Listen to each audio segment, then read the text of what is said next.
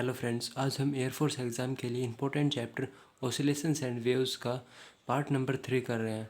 Part number 1 और second आप description में जाके देख सकते हैं यदि आपने नहीं देखा हुआ है तो। और हाँ, यदि आप इस चैनल पर पहली बार हैं तो प्लीज़ इस चैनल को सब्सक्राइब कर लीजिए। आज हम इस वीडियो में ऑसिलेशंस एंड वेव्स से आने वाले इम्पोर्टेंट क्वेश्चंस को करेंगे। तो स्टार्ट करते हैं। Question number first, the graph between restoring force and time in case of SHM.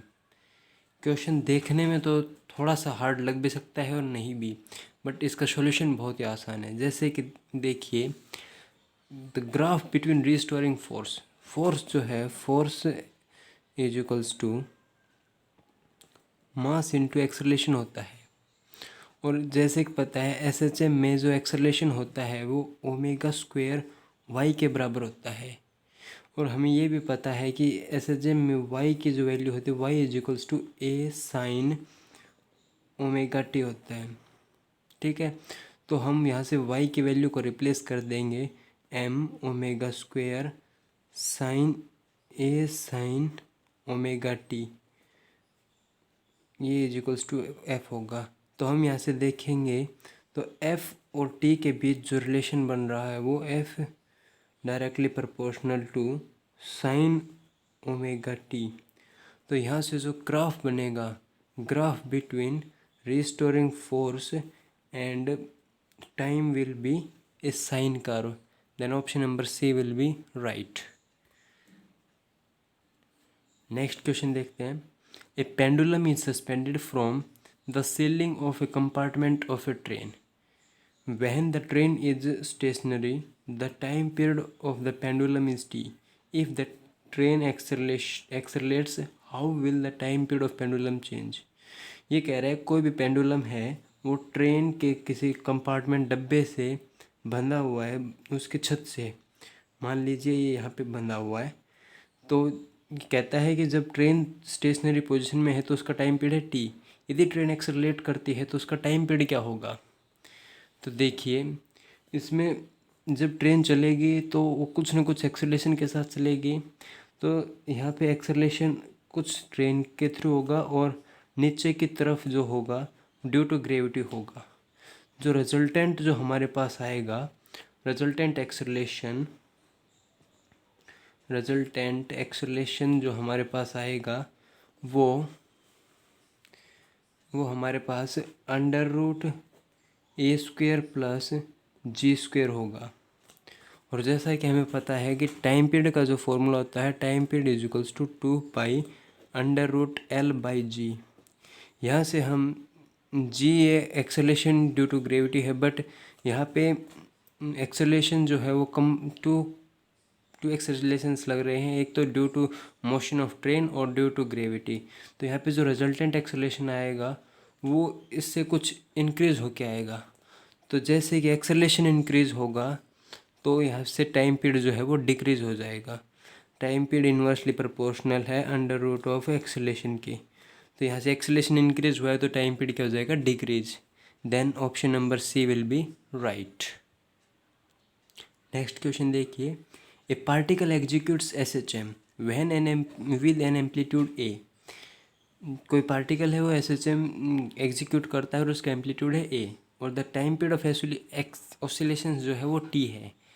तो ये पूछ रहा है the minimum time taken by the particle to travel half of the amplitude from the equilibrium position.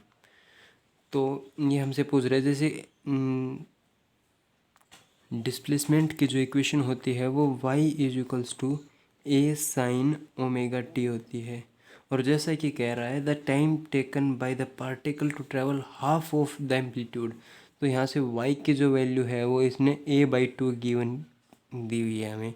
तो यहाँ पे a/2 यदि हम रखेंगे वो ए साइन ओमेगा टी, तो हमें यहाँ से साइन ओमेगा टी जो है वो 1/2 मिल जाएगा। और यहाँ से ओमेगा टी की जो वैल्यू हो जाएगी, साइन 1/2 की जो वैल्यू होती है वो की वैल्यू होती है π/6। तो यहाँ से हम टी की वैल्यू निकालेंगे, तो π/6 आएगा। ओमेगा की हमें वैल्यू पता है, ओमेगा की होती है 2π/t। तो यहाँ पे हम टी की वैल्यू, ओमेगा की वैल्यू रखेंगे तो 2π/t। इसको जब हम सोल्व करेंगे तो जो वैल्यू आएगी t/12 हो जाएगी। तो टाइम पीरियड जो होगा वो t/12 होगा। Then option number C will be right. Next question है, a system is subjected to 2 SHM given by y1 = 6 cos omega t and y2 = 8 cos omega t. The resultant amplitude of SHM is given by। तो resultant amplitude का जो formula होता है वो amplitude resultant = √A1 का square plus A2 का square plus 2A1 A2 cos y।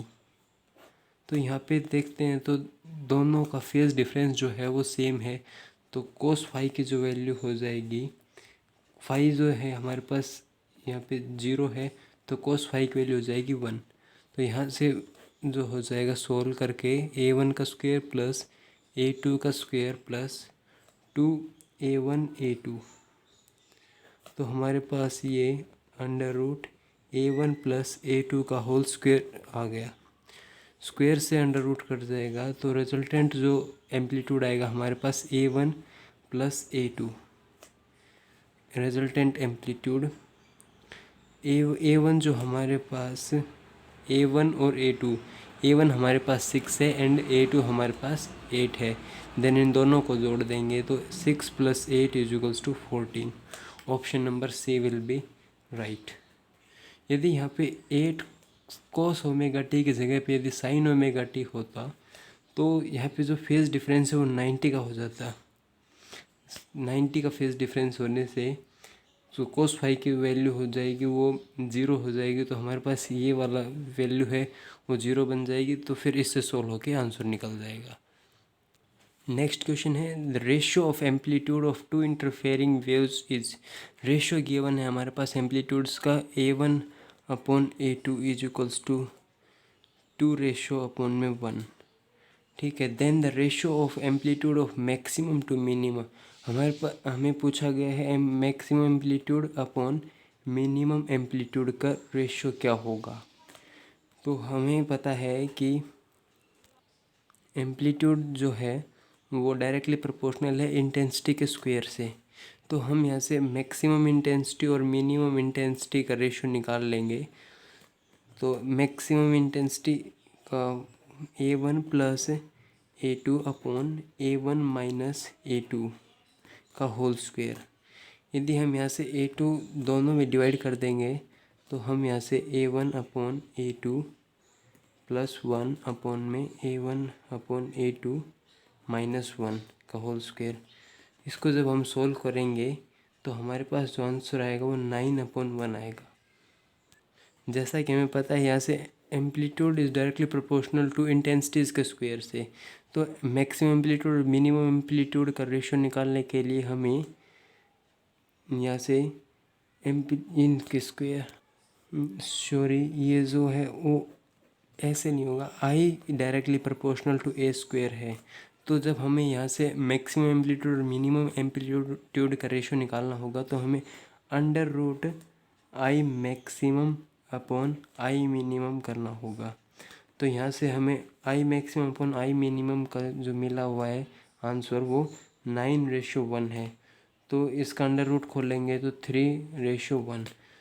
Maximum amplitude minimum amplitude का जो हमारे पास रेशियो आएगा वो 3:1 होगा। Then option number C will be right. Thank you.